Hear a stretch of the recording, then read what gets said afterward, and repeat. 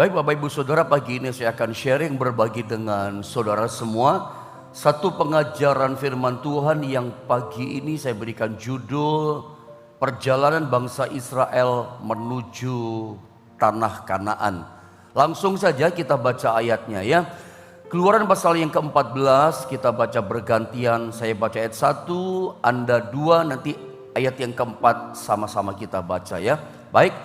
Keluaran pasal 14 ayat 1 saya baca begini kata firman Allah. Berfirmanlah Tuhan kepada Musa. Demikian ayat 2 terus. Katakanlah kepada orang Israel supaya mereka balik kembali dan berkemah di depan Pihahirot antara Migdol dan laut, tepat di depan Baal Sefon. Berkemahlah kamu di tepi laut. Ayat yang ketiga. Maka Fir'aun akan berkata tentang orang Israel, mereka telah sesat di negeri ini. Padang gurun telah mengurung mereka. Ayat yang keempat sama-sama kita baca 2 dan 3. Aku akan mengeraskan hati Fir'aun sehingga ia mengejar mereka. Dan terhadap Fir'aun dan seluruh pasukannya, aku akan menyatakan kemuliaanku. Sehingga orang Mesir mengetahui bahwa akulah Tuhan. Lalu mereka berbuat demikian. Sekali lagi, tema firman Tuhan pagi ini kita bicara tentang perjalanan dari bangsa Israel menuju tanah Kanaan. Kita sama-sama tahu dan mengerti tujuan daripada Tuhan mengeluarkan umatnya bangsa Israel dari tanah Mesir, dilepaskan dari perbudakan, kesusahan, kemiskinan, kesengsaraan. Dikeluarkan tujuannya adalah masuk yang namanya tanah Kanaan. Tetapi kalau kita baca Alkitab, ternyata begitu mereka keluar dari tanah Mesir, janjinya adalah Kanaan. Tapi mereka kaget. Bahkan saya boleh katakan, begitu mereka keluar dari tanah Mesir, tanah perbudakan, mereka kebingungan. Kenapa mereka kebingungan? Karena yang mereka hadapi, yang mereka alami dalam kehidupan realita mereka, bukan air susu dan air madu yang mereka dapatkan, bukan makanan yang limpah, yang menyenangkan mereka, yang mereka temukan, tetapi mereka bingung.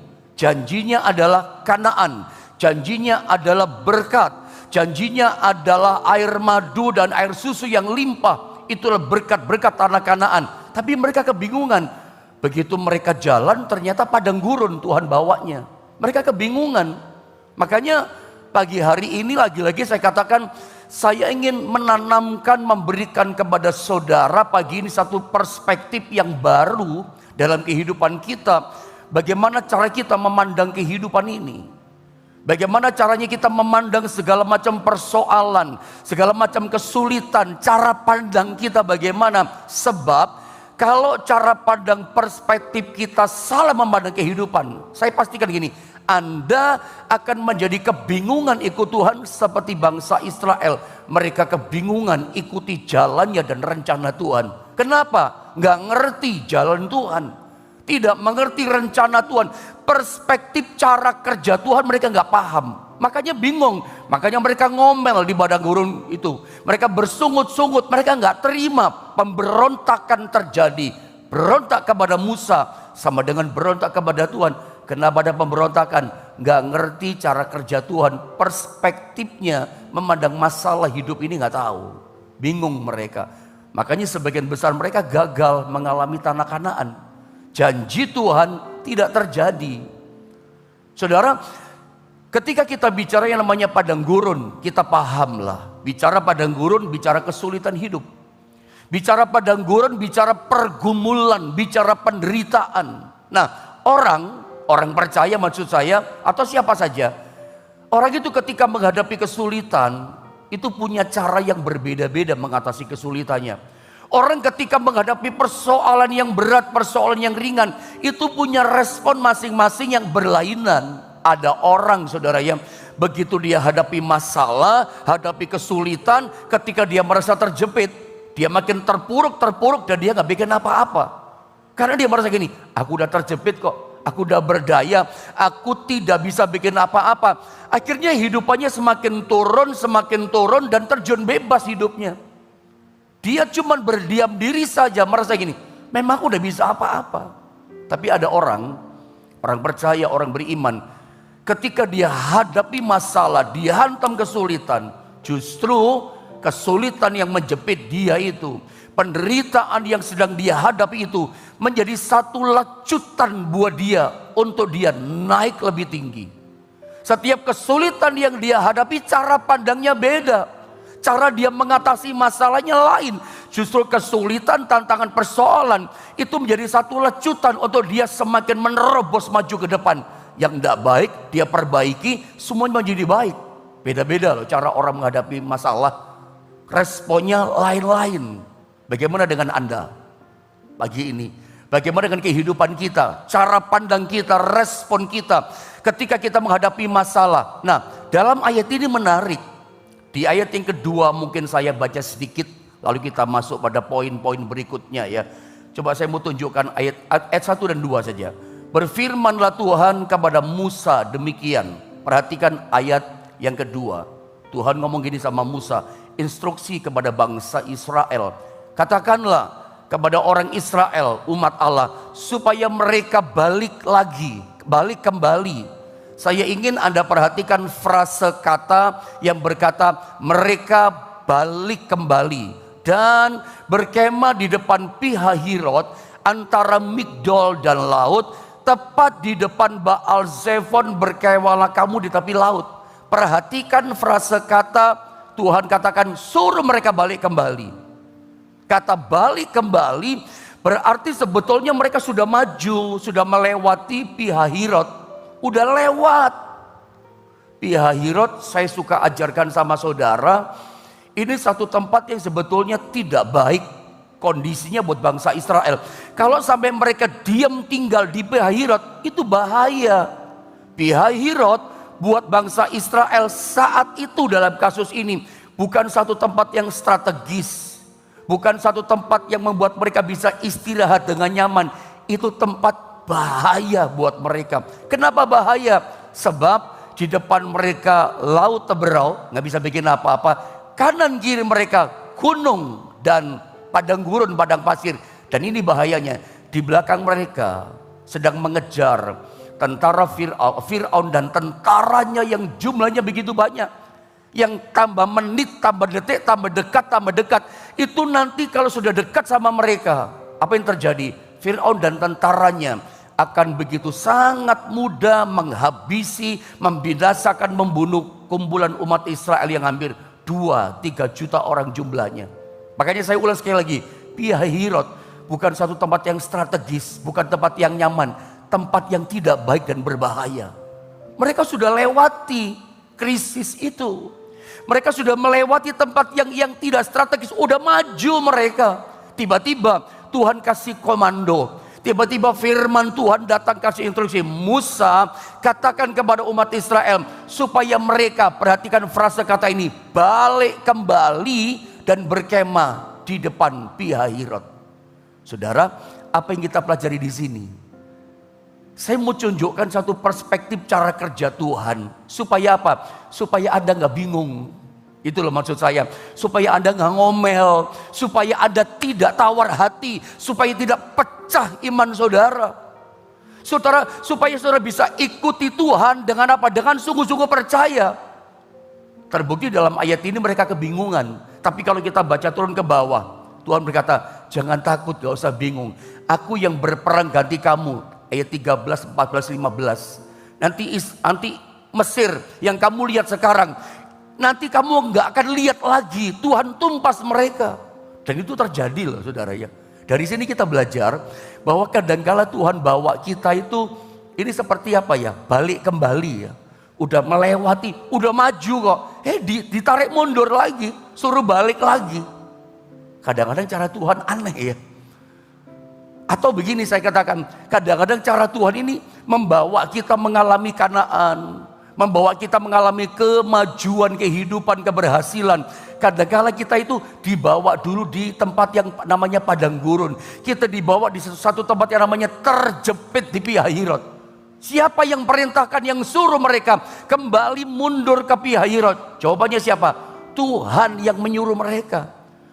Sepertinya dalam tanda kutip saya katakan, dan memang seperti itu kenyataannya, realitanya begitu. Tuhan sengaja membawa Israel dalam kondisi terjepit. Nah, dalam kondisi seperti inilah Anda mesti ngerti. Gak boleh ngomel, jangan bingung. Inilah perspektifnya Tuhan. Coba Anda lihat PowerPoint ini.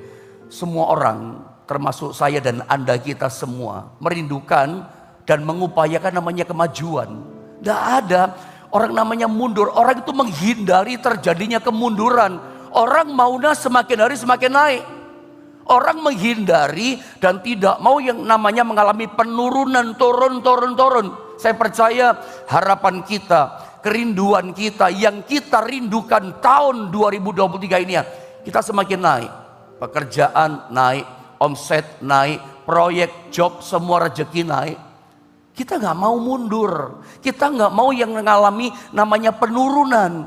Tapi ayat tadi yang barusan kita baca, Keluaran pasal 14 ayat kedua, kita ketemu ayat ini yang berfirman, yang menyuruh mereka balik kembali mundur ke Pihahirot. Siapa yang menyuruh mereka kembali ke tempat yang terjepit? Siapa? Tuhan sendiri loh. Tujuannya apa? Jelas tujuannya nanti kalau kita turun ke bawah, kita ketemu gini.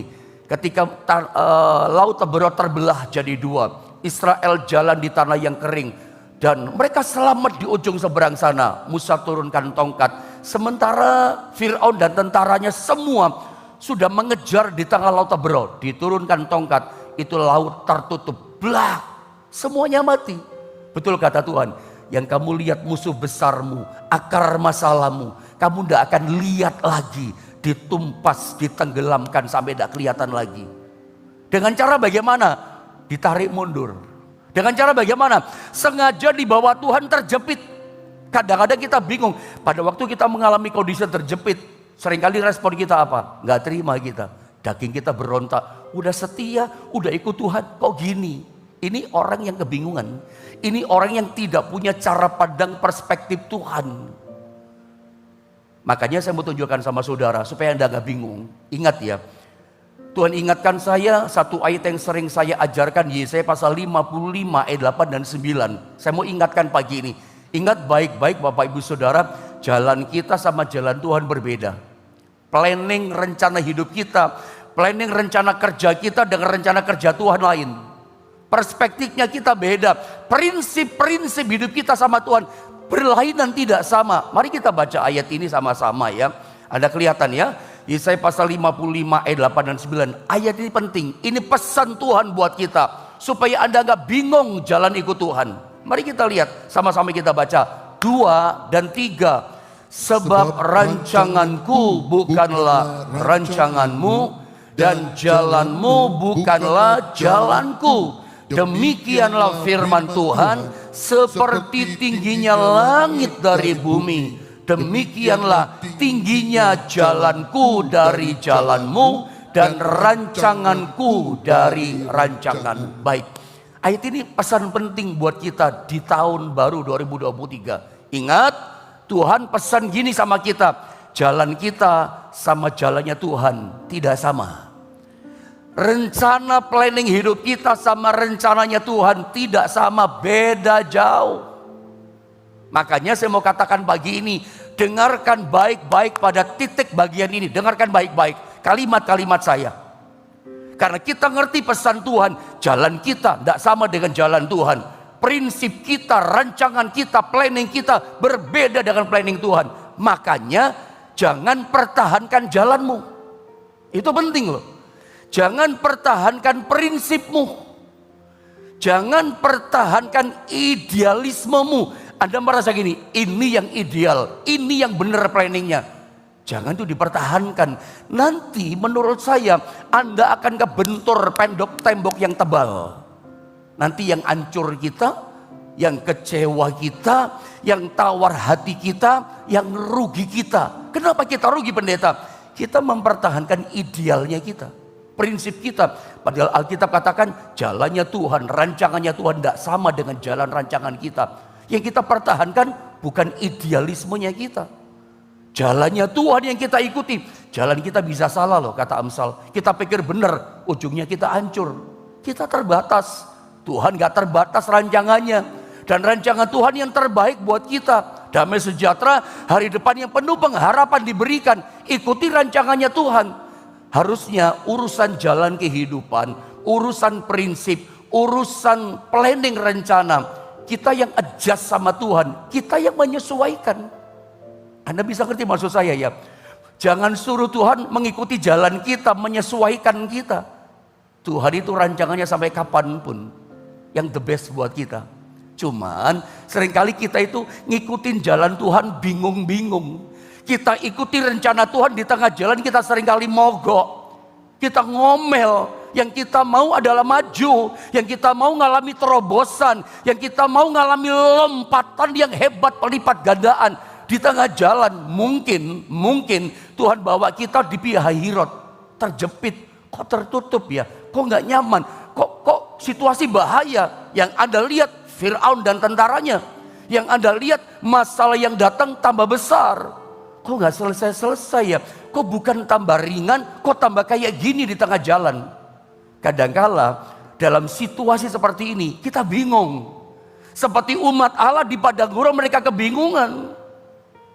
Dan ada satu ayat yang sering kita baca dari awal, bahkan di perjanjian baru. Yesus pun katakan itu. Lukas 9 ayat 23. Saya baca ya. Saya tahu ini ayat-ayat yang sering kita dengar, sering kita baca. Perhatikan ayat ini. Katanya kepada mereka semua. Mereka semua ini siapa? Mereka semuanya adalah orang-orang yang mau ikuti jalannya Tuhan. Mereka semua di sini adalah orang-orang yang mau ikut sama rencana Tuhan. Itu mereka, itulah Anda dan saya. Katanya kepada mereka semua, kepada kita yang mau ikut rencana jalan Tuhan. Setiap orang yang mau mengikut aku, tuh dia. Dikatakan apa? Dari depan Tuhan ngomong, dari awal. Dari start awal dia berkata begini. Ia harus menyangkal dirinya, kemudian memikul salibnya, dikatakan setiap hari, bukan setiap minggu, bukan setiap bulan, setiap hari menyangkal diri memikul salibnya. Dan baru kemudian mengikut aku. Makanya saya tulis kata-kata besar di sini, statement Tuhan Yesus itu pribadi yang super duper jujur. Setiap orang yang mau ikut jalannya Tuhan, setiap orang yang mau percaya ikuti rencananya Tuhan, dari depan, dari start awal, dia berkata begini, kalau kamu ikut aku, jalannya gak enak. Kalau mau kamu ikut aku, kadang-kadang rencanaku gak enak buat kamu. Dari awal, kepada orang-orang yang mau ikut jalannya Tuhan, Tuhan itu gak ngiming-imingin umatnya dengan permen yang manis-manis, dengan gulali yang manis-manis, bukan dengan janji yang nyaman-nyaman, enggak. Dari start awal, di depan sampai kata itu. Dia udah ngomong, kamu mau ikut aku, jalannya gak enak loh. Jalannya susah loh. Kadang-kadang Tuhan bawa kita. Tuhan itu kan gembala yang baik. Dia itu punya jalan buat setiap domba. Jalannya Tuhan itu kita mesti ikuti. Nah kadang jalannya ini Tuhan katakan, jalan gak enak, menyangkal diri, pikul salib. Di perjanjian baru, Yesus sudah ngomong dari awal. Makanya jangan kaget. Kadang kita mengalami Pihahirot. Makanya saya kasih statement di kalimat berikutnya. Ketidakpahaman kita kepada jalan dan rencana Tuhan itu dapat berujung kepada yang namanya kekecewaan kepada Tuhan. Kita jadi tawar hati, kita jadi bimbang sama Tuhan. Tapi memang inilah yang terjadi. Ada mau contoh? Lihat contohnya. Ini kalau nggak selesai, saya sambung besok saudara ya. Lihat contohnya. Ini contoh yang ditunjukkan oleh Alkitab. Ini loh jalan Tuhan. Mari sekarang pagi ini saya tunjukkan, ini loh realita perjalanan umat Israel. Dan seperti inilah kehidupan kita di zaman akhir. Saya baca saja ya. Keluaran pasal 13 ayat 17 sampai 18. Dengan cepat saya baca. Setelah Firaun membiarkan bangsa itu pergi, perhatikan baik-baik, Allah Dikatakan tidak menuntun mereka melalui jalan ke negeri orang Filistin. Padahal negeri lewat jalan Filistin dikatakan apa? Walaupun diterangkan di sini jalan ini yang paling dekat, jalan yang paling nyaman, jalan yang paling enak. Kok Tuhan gak pilih jalan yang ini, yang enak, yang nyaman, lebih dekat lewat jalan Filistin? Tuhan sengaja tidak membawa mereka di jalan yang enak. Jalannya malah Pihahirot. Jalannya malah berputar lewat Teberau, nanti ujungnya padang gurun. Atau saya baca, sebab firman Allah, jangan-jangan bangsa itu menyesal apabila mereka menghadapi peperangan sehingga mereka kembali ke Mesir. Sama-sama kita baca dong ayat yang ke-18. Sama-sama Bapak Ibu Saudara. 2, 3. Tetapi Allah menuntun bangsa itu berputar melalui jalan di padang gurun menuju laut Teberau. Dengan siap sedia berperang, berjalanlah orang Israel dari tanah Mesir. Bukannya langsung jalan yang nyaman lewat Filistin, tapi lewat mana? Berputar lewat laut Teberau. Nanti begitu menyeberang, langsung padang gurun yang panas dan kering. Kok dibawanya ke sana berputar? Kok nggak langsung terobos maju? Kok muter? Muter itu mundur loh saudara ya. Muter itu sama dengan mundur. Nggak ada orang mau mundur, maunya maju. Nggak ada orang mau turun-turun, maunya naik. Ini malah mundur, malah penurunan. Maunya kita kan naik kan tahun ini. Tapi saya mau ingatkan supaya Anda nggak bingung berjalan di tahun 2023. Supaya Anda yang sedang mendengar firman Allah, jika Anda mengalami namanya gini, kok turun Pak ya? Kok seperti berputar hidup saya kemarin menang, kok sekarang tiba-tiba mengalami persoalan? Nggak usah kaget, jalan kita sama jalan Tuhan nggak sama. Dari awal Tuhan berkata, ikut aku jalannya nggak enak loh. Nah itu Anda mesti paham loh, Anda mesti catat baik-baik, bukan cuma di kertas, di tulisan, catat besar-besar di hati saudara. Jadi ingat-ingatan, tidak boleh lupa sampai akhir kehidupan kita, sampai kita mati. Jalan Tuhan memang seperti itu. Padang gurun, tapi tujuannya apa? Kanaan. Prosesnya belum selesai. Tuhan nggak mau memang menjadikan kita orang anak-anak yang manja. Dari awal di depan berkata, jalannya nggak enak. Kenapa? Dari Mesir, mau Kanaan saja yang diterima Israel, mesti dibawa ke lewat padang gurun dulu. Coba lihat gambar ini ya. Jadi sebelum mereka dibawa ke tanah Kanaan yang limpah dengan air susu dan madu dan seterusnya, bangsa Israel umat Allah seperti mengalami penurunan, turun, gitu. Berputar turun. Bagi mereka, bagi orang Israel memang realitanya begitu. Padang gurun itu rasanya lebih buruk dari tanah Mesir. Walaupun memang di padang gurun Tuhan sediakan air, gunung batu memancar air, tidak kerja, ada makanan. Tetapi kalau kita berhitung kalkulasi Mesir kita bandingkan dengan padang gurun, memang sebetulnya lebih enak di Mesir. Memang mereka jadi budak, ya, kerja paksa betul, tapi mereka tidak pernah kekurangan air. Mereka mau minta air, air ada gitu, ada tersedia air. Dibandingkan di padang gurun tidak ada air. Kalau Tuhan gak bikin mujizat, tidak ada air, itu maksudnya. Kondisinya, realitanya, dunianya, nyatanya memang begitu.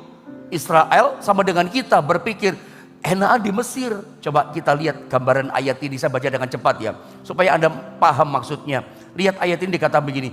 Jadi mulailah mereka bertengkar dengan Musa di padang gurun, karena mereka merasa ini lebih buruk, tidak nyaman. Kata mereka, berikanlah air kepada kami. Memang tidak ada air di padang gurun. Mesir limpah air, ada air, supaya kami dapat minum. Tetapi Musa berkata kepada mereka, mengapakah kamu bertengkar dengan aku? Mengapakah kamu mencobai Tuhan? Apalagi hauslah bangsa itu akan air di sana. Bersungut-sungutlah bangsa itu kepada Musa dan berkata, mengapa pula kau memimpin kami keluar dari Mesir untuk membunuh kami, anak-anak kami dan ternak kami dengan kehausan? Lihat, ngomelnya keras, berontaknya keras. Bingung, mereka bingung. Janjinya Kanaan, air susu dan madu, limpah berkat Tuhan, anggur, zaitun dan segala macam. Kok janjinya hebat, tapi kenyataannya kok kering padang gurun. Saya pernah bilang zaman saudara, Anda akan jadi orang yang kebingungan, tabrak sini, tabrak sana. Anda akan kecewa, kepahitan, menyalahkan Tuhan. Kalau Anda nggak ngerti prinsip cara kerja Tuhan, bingung hadapi masalah. Penting perspektif memandang kehidupan ini penting Anda pahami. Makanya jangan pernah Anda istilahnya yang saya suka pakai sama saudara, menabrakin bentrokin janji Tuhan. Janji Tuhan itu pasti digenapi. Ada satu yang tidak pernah berubah dari kekal sampai kekal, itulah janji firman Tuhan. Janji Tuhan tidak pernah gagal. Janji Tuhan pasti digenapi. Janji Tuhan itu kekal. Tidak pernah berubah janji Tuhan. Masalah bisa berubah. Yang sakit bisa sembuh, itu maksud saya. Yang mundur Tuhan bikin maju. Yang turun dinaikkan, diberkati.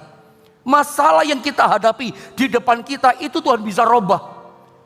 Kekurangan materi, kekurangan uang, Tuhan bisa berkati saudara dengan pekerjaanmu dan lain sebagainya. Semua kesukaran, kesulitan itu bisa berubah. Tapi janji Tuhan gak pernah berubah. Mana yang Anda mau percaya? Mana yang Anda mau pegang? Milikilah cara pandang yang benar. Pegang firman yang gak pernah berubah. Tapi persoalan kita jangan ditabrakin dengan janji Tuhan. Katanya janji Tuhan berkat. Katanya janji Tuhan air madu dan air susu yang limpah. Ini kok padang gurun, jangan ditabrak. Ditabrakin, dibentrokin, disabung begini loh. Nggak bisa. Janji Tuhan ya janji Tuhan. Pasti digenapi. Kalau ada masalah memang prosesnya belum selesai. Keadaannya memang belum tercapai. Nanti akan dapat. Pasti kau digenapi, asal Anda jangan bingung. Pada waktu Anda bingung, Anda akan kepahitan. Waktu Anda bingung, Anda akan kecewa. Saya yakin di antara saudara pasti ada bingung dengan cara hidupmu hari ini. Hidup yang kau hadapi. Kok saya ngalami ini Pak? Sekarang saya sedang ngalami proses Pak. Keluarga saya, kerjaan saya Pak. Ini masih Februari Pak. Ini tanggal 2. Saya ngalami kesulitan Pak. Mungkin macam-macam ada cerita. Jangan kecewa dulu loh. Bahkan pesan pentingnya, jangan ditabrakin janji Tuhan dengan realita hidupmu. Realita hidupmu susah seperti apapun, Tuhan bisa robah. Seturun seperti apapun, Tuhan bisa naikkan hidup kita. Makanya pernahkah kita menyadari, saya langsung saja ya, coba next berikutnya. Pernahkah kita menyadari bahwa mengapa saat kita serius ikut Tuhan, sepertinya hidup kita justru mengalami downgrade, drop turun ke bawah. Kayak Israel. Keluar dari tanah Mesir, mereka berharap, ikut sungguh-sungguh loh. Kami ikut Tuhan, percaya sama tuntunan Musa. Tapi apa yang terjadi? Seperti downgrade ya, padang gurun.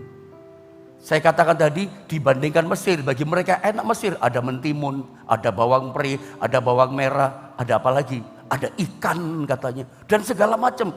Ada semangka mereka katakan. Bilangan pasal 11, mereka senang itu. Tapi kenyataannya, drop.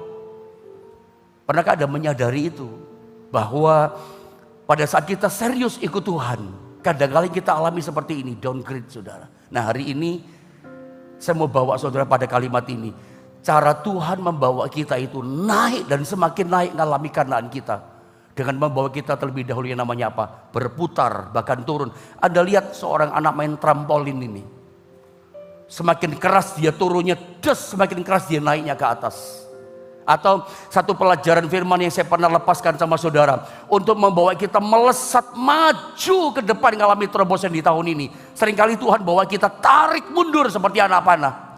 Semakin ditarik mundur sampai titik yang paling mundur. Gak bisa mundur lagi. Itu begitu dilepas das ke depan. Melesatnya lebih cepat. Belajar pagi ini. Kalau ada rasanya ditarik mundur Pak hidup saya. Turun downgrade-nya Pak. Anda siap-siap, tidak lama lagi Anda akan mengalami satu naik yang luar biasa, maju yang luar biasa. Yang penting gini, jangan bingung. Memang dari awal Tuhan berkata, kamu mau ikut aku, jalannya gak enak. Kadang-kadang mempertahankan iman itu gak enak. Ada ini, ada itu segala macam. Saya gak akan bicara panjang lebar pada saudara. Tapi ini prinsip penting loh saudara ya. Kacamata memandang kehidupan, kacamata perspektif memandang cara kerja Tuhan itu mesti paham supaya tidak hancur iman saudara. Jadi hari ini engkau yang sedang mengalami kebingungan, kenapa aku hadapi masalah? Kuatkan imanmu, kuatkan percayamu. kembali kepada janji Tuhan. Tidak ada janji Tuhan yang tidak digenapi. Semuanya digenapi dan pasti dipenuhi. Tapi jangan ditabrak dengan realita keadaan yang ada. Memang itu prosesnya Tuhan begitu kok. Memang ikut Tuhan tuh kayak gitu jalannya. Tapi tujuan Tuhan ada ditarik mundur. Tujuan ngalami turun tadi. Tujuannya apa? Tuhan mau bawa saudara ngalami Kanaanmu. Naik ke atas. Dan semakin maju mengalami pertolongan Tuhan. Saya tidak perpanjang firman Allah. Kiranya kuasa firman, pengajaran firman memulihkan dan menolong setiap kita.